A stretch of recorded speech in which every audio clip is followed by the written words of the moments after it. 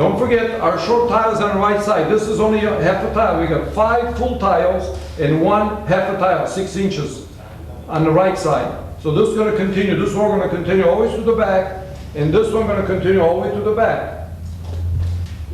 We're done laying out 4 tiles. If you have any high spots, because you got to be sure that the beads up here are not going to catch any high spots. These tiles are fired at high temperature, so they might be a little bit warped. So if there's any high spots, all you do, get a masonry grinder and just grind the high spots out. Now before we assemble the oven on top of the 4 tiles. You got to be set overnight. You got to be sure that the tiles are set nice and dry. Because the oven is very heavy. If you put the oven too soon, these tiles are going to move, and we're really going to have a problem. We could grind them, but we don't want these tiles to move. So best thing is to set the tiles. The next day, go ahead and assemble the oven on top of the 4 tiles. Before assembling the pieces on our platform, we have to check for excessive burrs or anything that's sticking out. We got to be removed. Otherwise, this little burr is going to hold the pieces away one from another. So Mike's going to go ahead and check it out.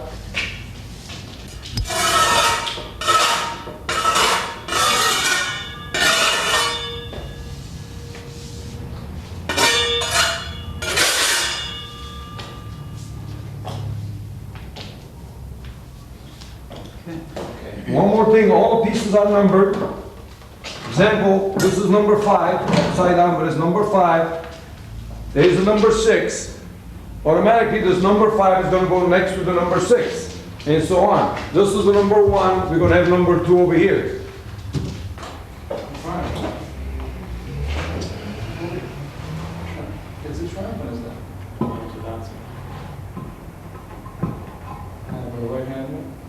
This way. Oh, yeah, go for it.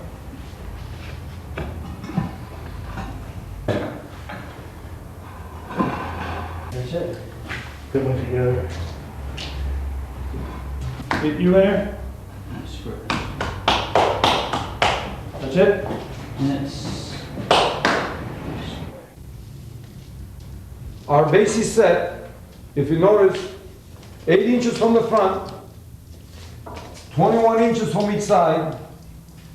It means that our entrance is centered right in the middle of the platform. Those base pieces are all numbered. Number 1, number 2, number 3, number 4, number 5, and number 6. Now, these base pieces are loosely set, but they're pretty tight already. What we're going to do, we're going to start to assemble the wall pieces, starting from the entrance. Then we're going to put the wall pieces again, which are numbered, right down the line again. After the wall pieces are installed, we're going to tighten up the base against the wall pieces.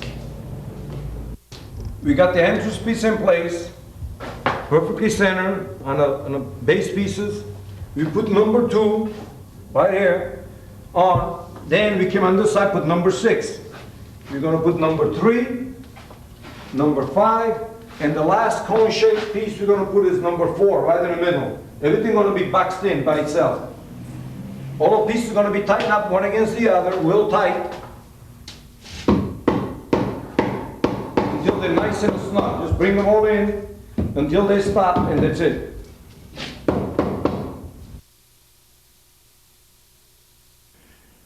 Before installing the dome pieces, attach the lower retaining band. Tighten the rear bolt until the oven pieces and band are snug. Do not over tighten. Okay, now proceed with the dome pieces.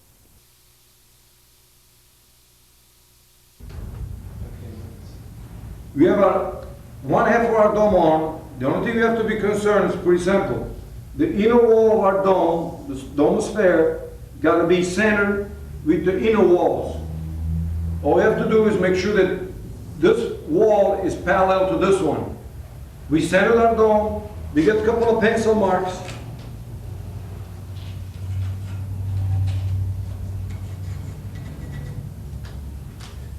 All we have to do now, just lift this half a piece, bring it forward, put a little bit of our refractory cement, which is supplied with the oven, very wet, and set the dome right on it. It's just a seal. The refractory cement doesn't bond any pieces together, just the refractory seal. After this one is set, we do exactly the same thing with the second piece and we all done as far as assembling the oven pieces. We got the second piece of the dome on, centered. We started to seal all the joints now with the refractory cement, which is provided with the oven. That refractory cement doesn't bond any pieces together. They're just a sealing compound and heat resistant. That's all it is. So what we're going to do, we're going to seal all external joints, fill all these up, fill this bead with refractory cement, all vertical joints, between the two pieces, the dome pieces, everything got to be sealed with the refractory cement. The pastry bag makes it a little bit more practical, less messy.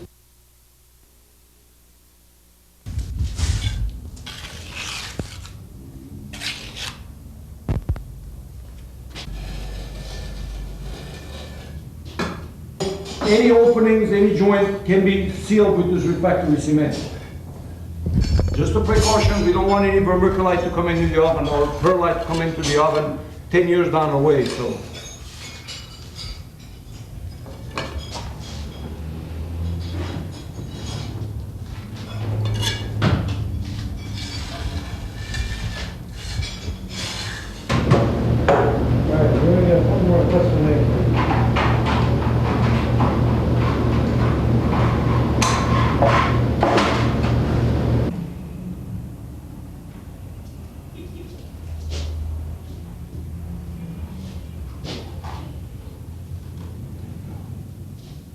This galvanized flashing is supplied with the oven, 11 feet of it. What we use this for, it's a safety precaution.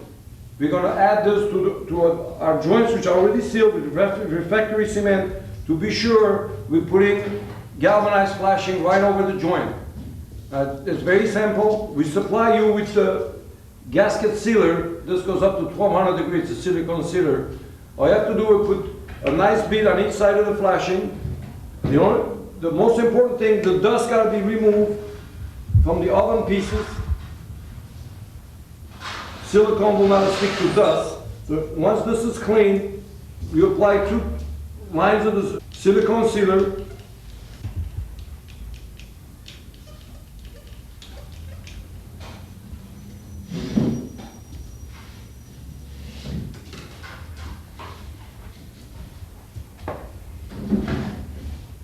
Now this will hold it in place.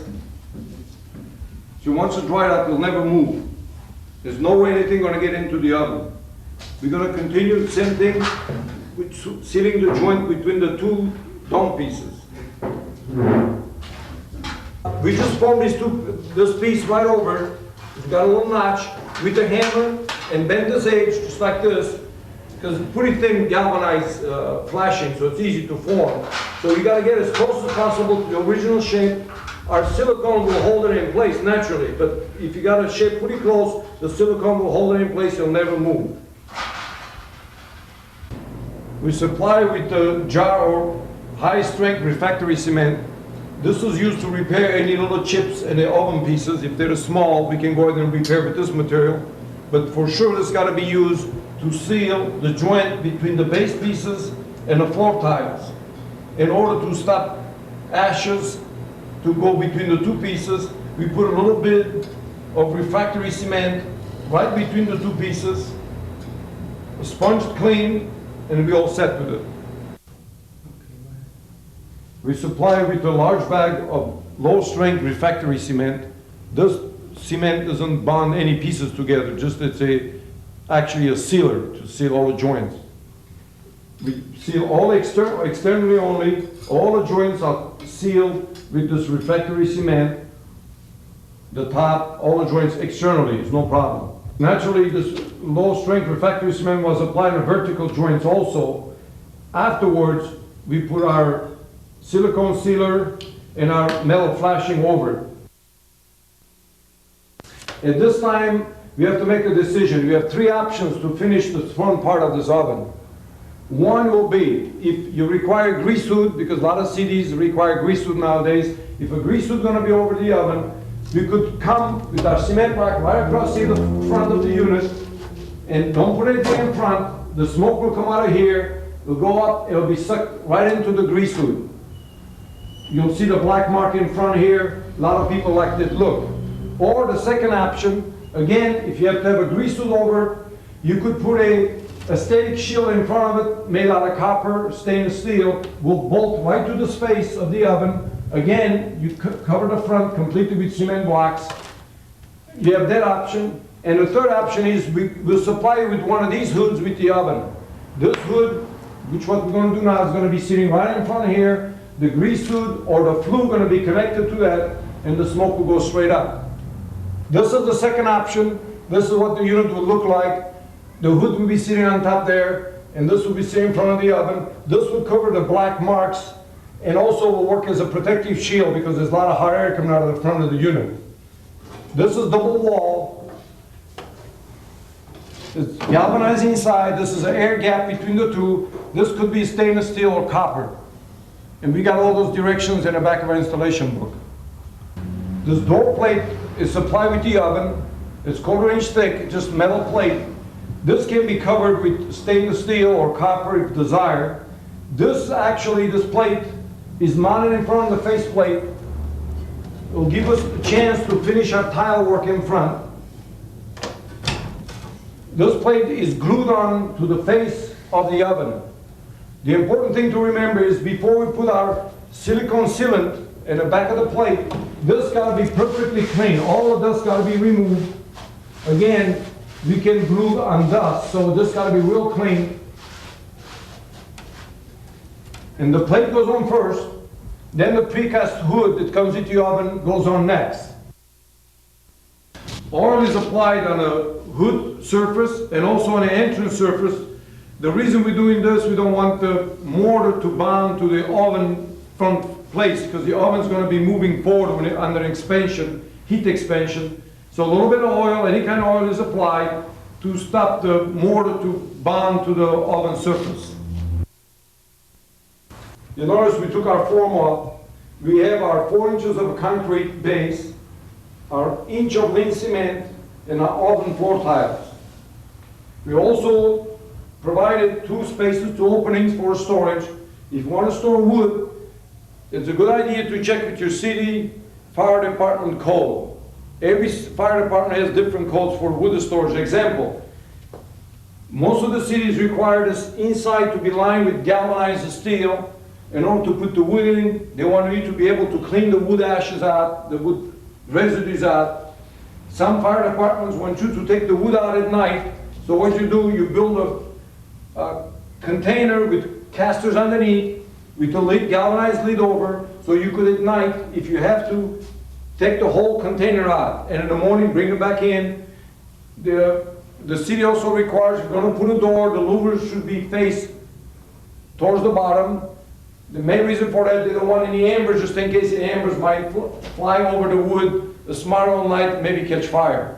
So it's a good idea to check what your city requires before you go ahead and use this space for wood storage. For our infill, we could either use perlite or vermiculite. On the vermiculite, we like, because this is a pretty coarse vermiculite, the granules are quite a bit larger, but they both would do exactly the same thing.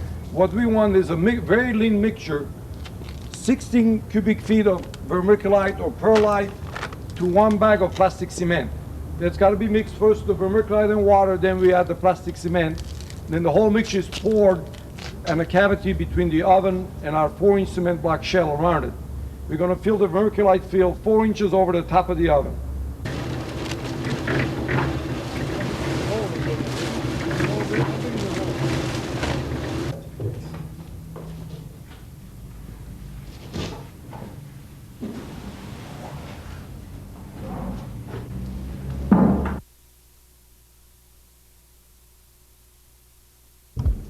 Our perlite or vermiculite infill is 4 inches over the top of the oven, over the dome, perfectly level. Now, when this is put on, in our installation guideline, we'll tell you how to build a galvanized lid. It's going to come right over here, sealed with some silicone all around it. And you want to be sure that you provide a little screen, a brief vent on your galvanized lid to let the moisture out of the oven. You're going to have a lot of moisture going in and out of the oven when we're firing it. So it's nice to have a little screen, an opening like 8 by 4 inches with a little wire mesh screen. You don't want any bugs to go in. and the unit will be sealed all around it.